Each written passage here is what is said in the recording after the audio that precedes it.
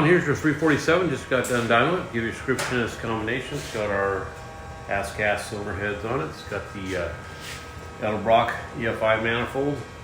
Obviously, Holley throttle body, Holley fuel management. Got a custom grind hydraulic roller. Got the alternator on there, make sure it charges for you. Front sump oil pan.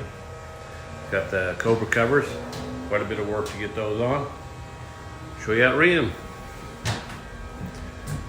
Alrighty, 3,500, 398 foot-pounds of torque, peaks torque 415, peaks horsepower 422, rate at 425, got a front end on it, so it's good. Get her off there, get in the crate. I think it's going overseas. Have a great day.